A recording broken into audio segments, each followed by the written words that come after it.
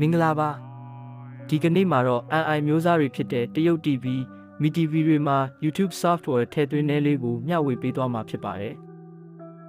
YouTube software ထည့်ဖို့အတွက်အရင်ဆုံးမှာ Android software တစ်ခုကို memory card USB drive နဲ့ကူးယူပြီး install ထည့်သွင်းရတယ်လို့ Play Store လိုမျိုးဖြစ်တဲ့ Remote Store ကနေတဆင့်လဲ Android software ကိုရယူနိုင်ပါတယ်ခင်ဗျ Okay ကျွန်တော်ဗီဒီယိုမစသေးခင်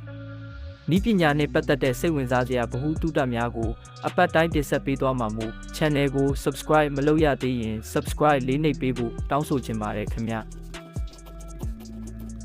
Okay ကျွန်တော်ကတော့ remote software ကို USB နဲ့ထည့်သွင်းပြီးသားမို့လို့ remote store ကနေလုပ်ပြပေးသွားပါမယ်နော်ကျွန်တော်ရဲ့မိတ်ဆွေတို့လည်းဒီ remote store software ကိုအသုံးပြုစေချင်ပါတယ်ခင်ဗျဗီဒီယိုရှိမသွားအောင်အယိုးရှင်းဆုံးနဲ့လုပ်ပြပေးပါမယ်နော်ဟုတ်ပြီကျွန်တော်တို့ remote store တွေကိုတွားဝင်ပြီးလို့ရှိရင် share code ဆိုတဲ့နေရာကိုနှိပ်ပြီးတော့အခုကျွန်တော်ရိုက်ထည့်တဲ့အဲ့ဒီနံပါတ်ကိုရိုက်ရှာလိုက်ပါနော်အကယ်၍ဒီက remote store မိတ်ဆွေတို့ရဲ့ TV မှာမရှိခဲ့သေးရင် video ရဲ့ comment ကနေတဆင့် download ဆွဲချနိုင်ပါတယ်ခင်ဗျ Okay အဲ့ဒီလိုပေါ်ရင် enter နှိပ်ပြီး download ဆက်လုပ်သွားမှာဖြစ်ပါတယ်အဝိုင်းလည်ပြီးတဲ့အထိစောင့်ပေးလိုက်ပါနော်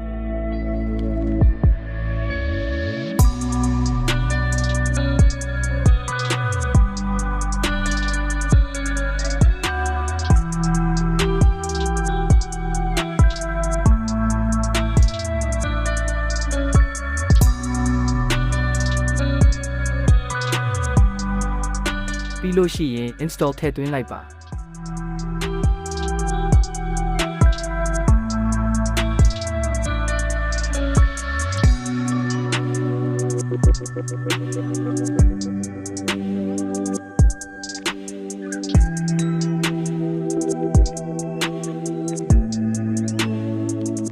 Android software ထည့်လို့ပြီးသွားပြီဆိုတော့ open ဆိုတဲ့ဟာနဲ့ကျွန်တော်တန်းဝင်လိုက်ပါမယ်နော်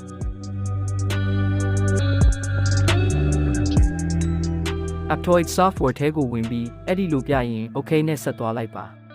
ပြီးတော့သူက storage permission ကိုတောင်းလာပါမယ် Allah ဆိုတဲ့ဟာကိုနှိပ်လိုက်ရင်ရပါပြီခင်ဗျ Okay ဒီနေရာမှာကျွန်တော်တို့ YouTube software ကိုထည့်သွင်းချင်တာဖြစ်လို့အပေါ်ဆုံးက YouTube watermark ဆိုတဲ့ဟာလေးကိုနှိပ်လိုက်ပါခင်ဗျပြီးတော့ YouTube software ကို update အမြဲတမ်းလုပ်ပေးစရာမလိုအောင်other versions တွေကိုဝင်ပြီး YouTube software version အနည်းဆုံးကိုထည့်သွင်းပေးလိုက်ရင်ရပါတယ်ခင်ဗျ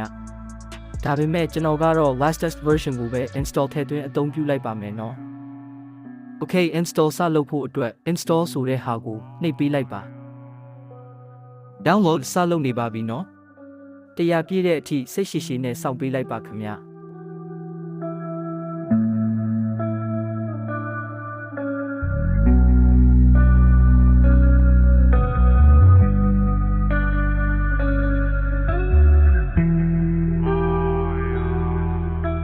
Okay တော့လို့ဆွဲလို့ပြီးသွားရင် install ထည့်သွင်းပေးလိုက်ပါ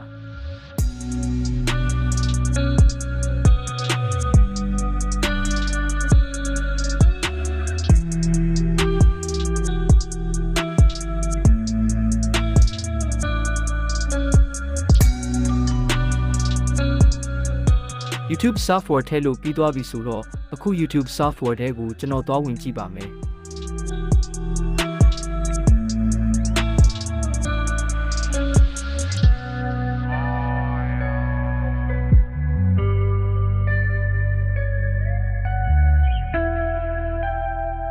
Okay YouTube software ဖွင့်လို့ရသွားပါပြီ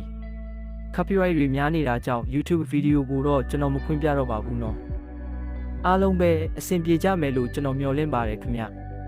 နီးပညာနဲ့ပတ်သက်တဲ့စိတ်ဝင်စားစရာဗဟုသုတများကိုအပတ်တိုင်းတင်ဆက်ပေးသွားမှာမို့ channel ကို subscribe မလုပ်ရသေးရင် subscribe လေးနှိပ်ပေးဖို့တောင်းဆိုချင်ပါတယ်ခင်ဗျဆိုတော့နောက်ထပ်ဗီဒီယိုတွေမှာကျွန်တော်တို့ပြန်ပြီးတော့တွေ့ရအောင်ပါ